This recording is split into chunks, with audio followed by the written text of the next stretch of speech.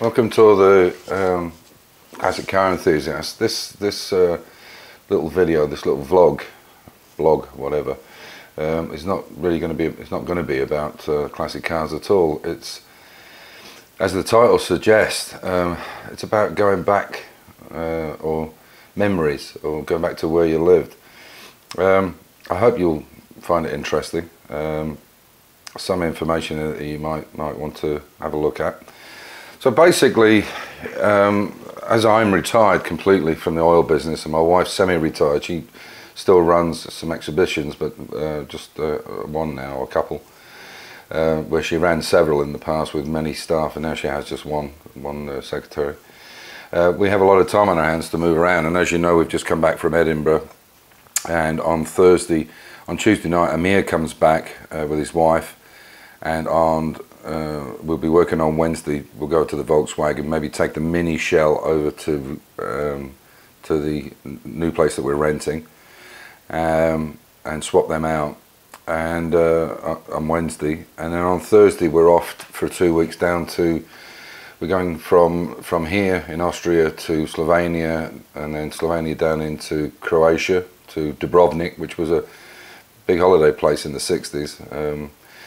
And then we're going over into Bosnia and Herzegovina, and then into Montenegro, and basically traveling around there for a couple of weeks. So we will be away for 2 weeks. So again, there won't be anything after the video with Amir and I on Wednesday, I think. I'll probably put it up.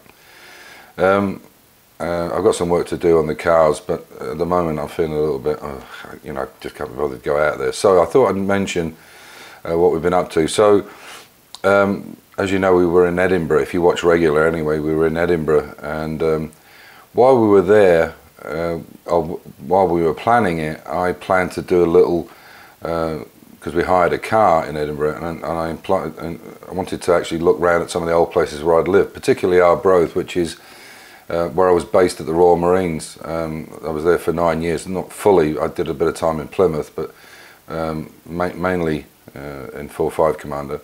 And then when I came out, I stayed there. I was married to a local girl, and I stayed there, got involved with the oil business, and then I went internationally and ended up in Australia and lots of other countries, Abu Dhabi and so on and so forth, and worked just about everywhere, apart from the North Americans and America and South America. There's the 3 continents I didn't work on. Anyway, cut a long story short, so we decided to go back. I wanted to show my wife some of the places where I'd my youth had been, and we went to a place called Arbroath, which is in Scotland, which is where 4-5 Commander base is still there now. And I wanted to have a look around at some of the old haunts and some of the places that I'd lived in and so on. And the reason I'm making this video is I think it's memories, especially when you're a lot younger, are probably best kept in the past or inside your mind, because they just seem a bit of a, excuse me, there's a fly there. They just seem a bit of a letdown when you go back. Now, whether that's age related, which it probably is, your mindset now, the change of lifestyle, whatever it might be, things don't look quite the same. You tend to look at the past, or the things that happened in the past, with kind of rose-coloured glasses, and they seem a bit better than they really were. So, as I say, we were in Edinburgh. We then went up to Lossiemouth. A friend of ours has a big house up there. They're actually selling it at the moment, and we stayed with my family up there for 4 days. And on the way back, we went through Aberdeen, and to see the people that stayed with us, Ian and Linda, that stayed with us about 6 weeks ago, 4 weeks ago, whatever it was. And we stayed with them for 2 nights. And while we were there, he took us to Peterhead prison, which might not seem like a tourist attraction, but it was very, very interesting. And some things came up while we were there, and subsequently, that reminded me of the past. And what it is that there's a chap that worked there from 1965 to 2000. A guy called Jackie Stewart was his name, as in, not in Jackie Stewart, as in the race car driver. This is spelled S-T-U-A-R-T, not S-T-E.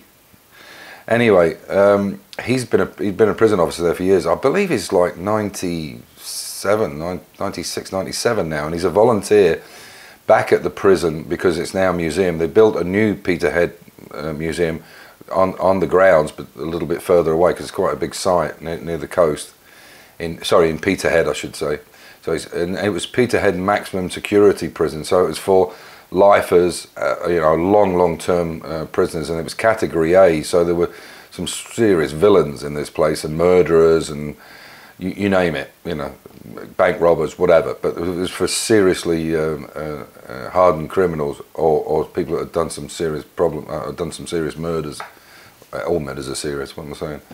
Anyway, so this is the book. It's it's almost like a pamphlet size, and I'll try and bring you in so you can actually see the front of it. Hopefully this will come in a bit quicker than that. Come on, there we go. Okay, that's too far now. There we go. So I'll put my glass on because I can't see it myself. There you go. So this is the book, and it's called Hostage on the Roof, and it's by this guy here, this old chap, who, as I say, is called Jackie Stewart, and he now volunteers and shows people around and tells them some of the stories. Now, he was involved in a hostage situation in Peterhead prison, and this is the book about it and some of the things leading up to it and after it. And he was actually, after I think it was 5 days or so, he got out by the SAS. The SAS went in like the Iranian embassy and got him out. And he speaks about some of the main protagonists, or some of the main people that were involved in it. And one of these people is a guy that I used to know from Arbroath. While I was in the Marines, I got friendly with a couple of local lads, and the friend of theirs was a chap that's in this book, and he refers to him as Douglas Matheson, and he was known to us as Dougie. Now, he wasn't a direct friend of mine, but he used to hang around with us quite a lot. Quite a shy, retiring guy, and a bit of a loner. Had a striking resemblance to Mark Chapman, the guy that shot John Lennon, strangely enough.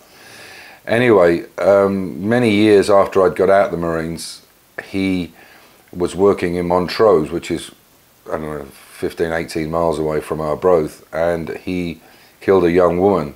I believe he strangled her in a car, and this woman was working in the red light. She was in the sex industry, so obviously a prostitute, but that is neither here nor there. But apparently he killed this girl, and it's what he did afterwards which made the crime even more horrific. Anyway, he got a massive sentence, which is fair enough, and he ended up in Peterhead, and he's one of the guys that was involved with this riot. And as I say, I knew this guy, and he was a bit strange, I have to say, but obviously this is what had happened. But at the end of this book, it takes about, it's from a company called Stamp Media Publishing. I don't know if you can see that. Hopefully you can see that on the back. Stamp Media Publishing. It's a little book. It's not very expensive. It takes about 45 minutes to read, but very interesting.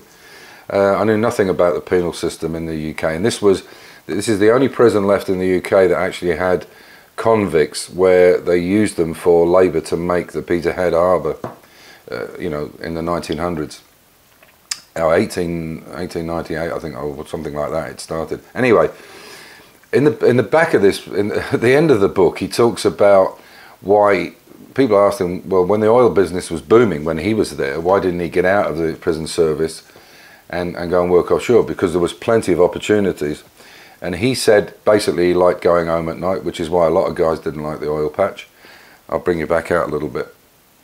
Why a lot of guys didn't like working in the patch, because sometimes we were away for a month, 2 months. I've actually done even a 3-month hitch in Thailand, which probably wasn't good for my marriage, probably why it didn't last the second time. So anyway, and he makes a statement in here which is quite humbling, well, not humbling, but it's quite shocking really. He said that he would rather work in a prison for 12 or even did 16-hour shifts, which you can't do offshore.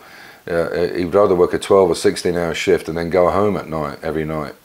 And he said, which is better in Peterhead maximum security prison than it is on an offshore rig for 24 hours a day for 2 weeks or whatever it is they're doing nowadays, which is still security, but at least you can move around. And I thought that was a very strange look at it, but yeah, I guess in some ways he's right. A lot of guys couldn't handle it. A lot of guys got a job offshore and they couldn't handle the being away or being stuck with the same 60 people, 50, but whatever it might be, or 200, whatever it was, platform or rig. Anyway, so I just wanted to show you that. So after we'd been there, we went back down to Arbroath, which is where this chap in the book was from.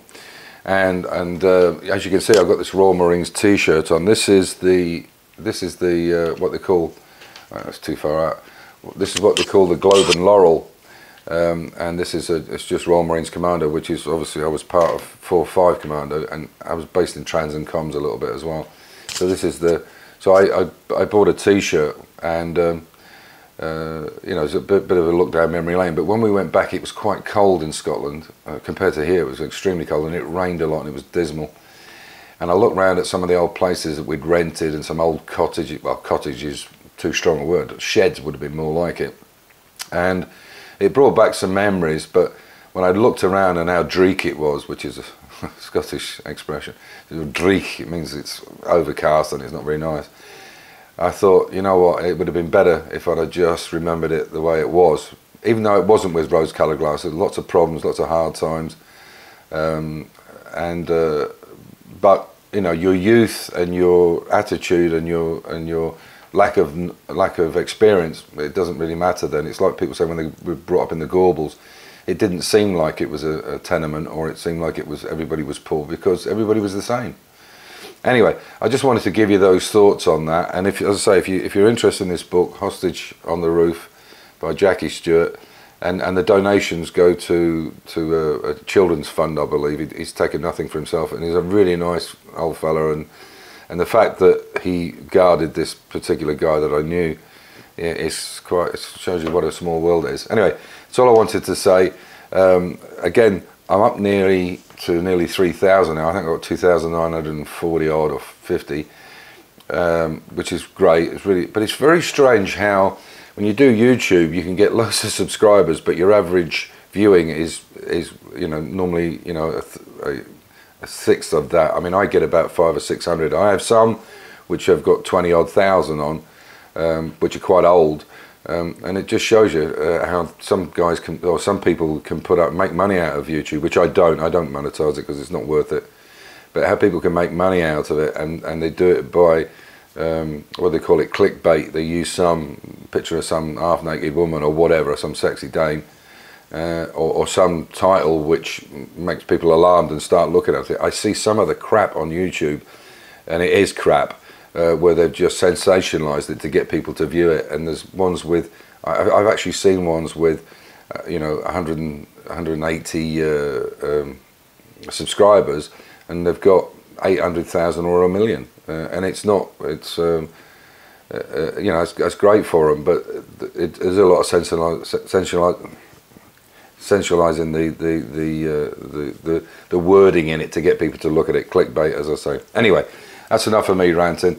I will do one on Wednesday when Amir gets back, so you will see it. And I'm sorry if you haven't seen any car stuff, but I just thought I'd mention it. And yeah, I guess it's like anything, everybody's different, but I think going back and looking at stuff, the places where you've lived, and that can be quite disappointing. And strangely enough, it's not like that with cars, although it can be. But where you've lived and looking at it through different glasses or different eyes and different ages, it's very strange. Anyway, thanks for watching in. I hope I haven't bored you. And if you're interested, as I say, have a look at this. It's a really interesting little book. Really, really good. Anyway, take care. Bye for now.